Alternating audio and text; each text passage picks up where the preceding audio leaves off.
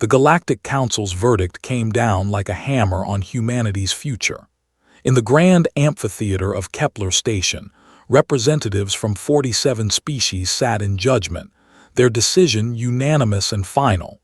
Earth must be sterilized. Maya stood in the observation deck, her dark eyes reflecting the cold light of distant stars. As Earth's chief diplomat, she had spent 3 years arguing humanity's case, pleading for understanding, for mercy. Now, watching the council disperse through the reinforced glass, she felt the weight of 8 billion souls pressing down on her shoulders. "They gave us 30 days, William said quietly, stepping beside her. The military strategist's voice was steady, but Maya could see the tension in his jaw, the way his fingers drummed against his thigh, an old habit from his academy days. 30 days to evacuate a planet, Maya whispered. They know it's impossible. The charges against humanity were as old as they were damning: aggressive expansion, resource exploitation, failure to conform to galactic collective standards. But the real reason, Maya knew, was fear. Humanity had gone from discovering fire to splitting atoms in mere millennia. They had reached the stars in just centuries after that first flight at Kitty Hawk. To species who measured progress in epochs, humanity's exponential growth was terrifying.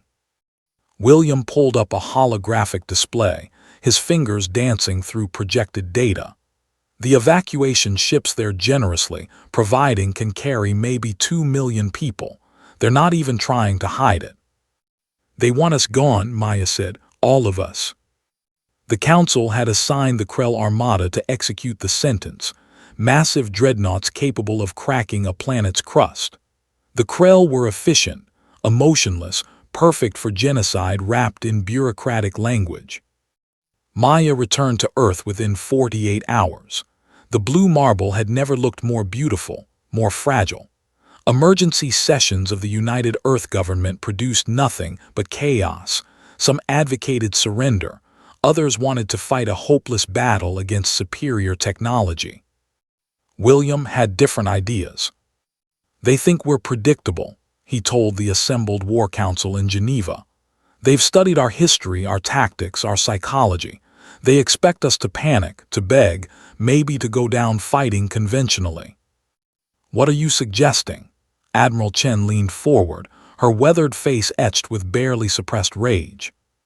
We do what humanity does best, William said, a slight smile touching his lips. We improvise, we adapt, we refuse to play by their rules. Maya watched as he unveiled his plan. It was audacious, borderline insane, and utterly human. The Krell Armada arrived on schedule 28 days after the Council's verdict. Commander Zekthar reviewed the tactical display with satisfaction. 147 capital ships, enough firepower to glass a dozen worlds. Earth hung before them, defenseless and helpless. The preliminary scans showed something unexpected. Commander, we're detecting massive energy signatures across the planet's surface, the sensor officer reported. Underground facilities, thousands of them. Zekthar's auxiliary eyes narrowed. Weapons. Unknown. The energy profiles don't match any known weapon systems.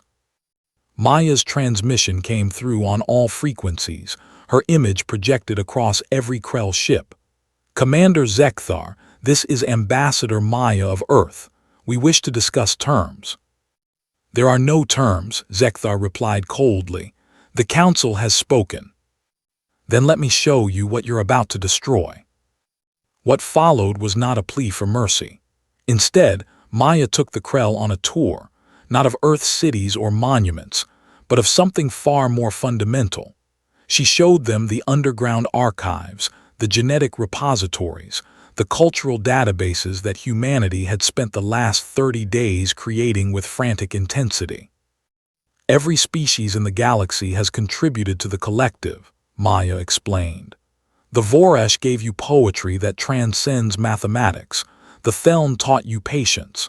The Kidder shared their philosophy of harmony. But you know what humanity offers that no one else can. Zekthar said nothing, but he didn't cut the transmission. Hope in the face of impossible odds.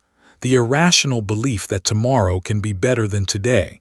You call it naivety. We call it survival. William's voice joined the transmission.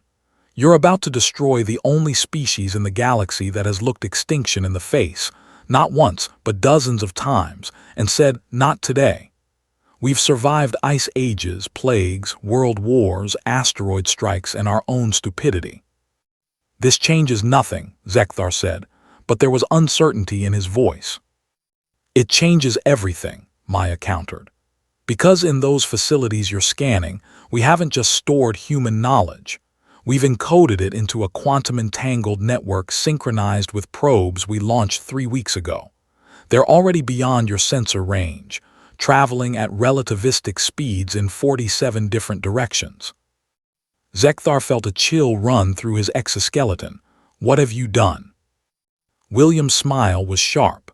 We've done what humanity always does when backed into a corner.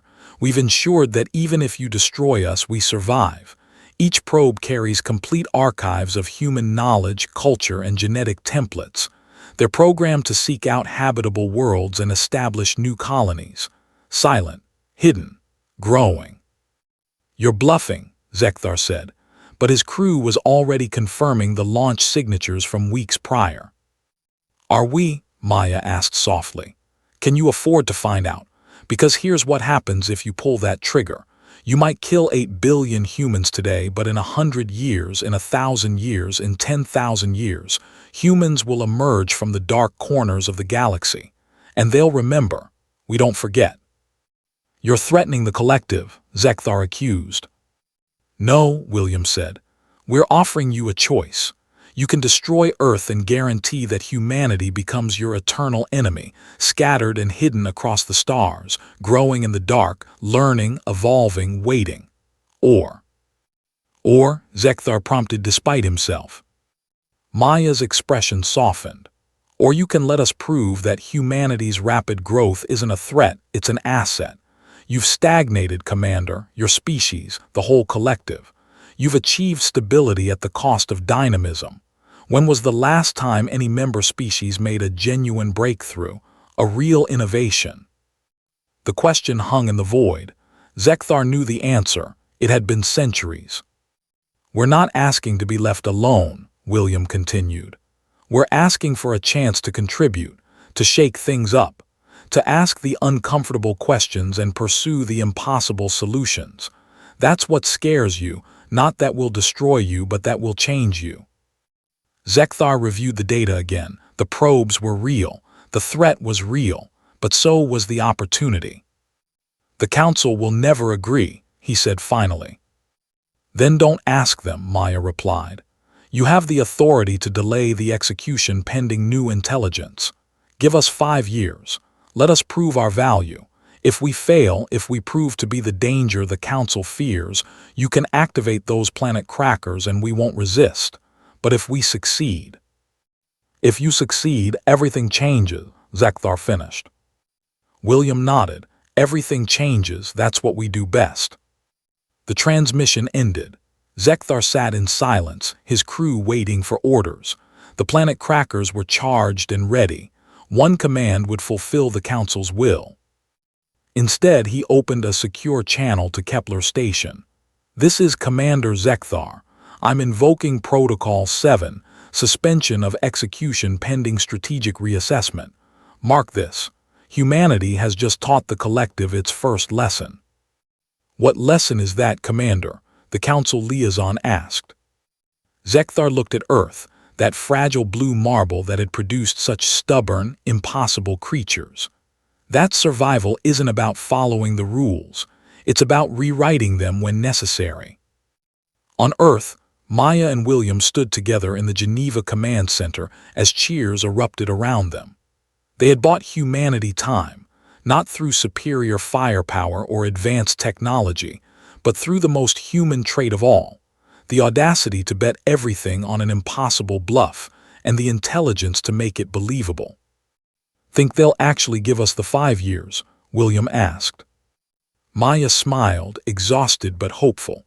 They will, because we gave them something they haven't had in a long time. What's that? Uncertainty. And with uncertainty comes possibility. That's our real gift to the galaxy, not our technology or our art, but our capacity to embrace the unknown and call it opportunity rather than threat.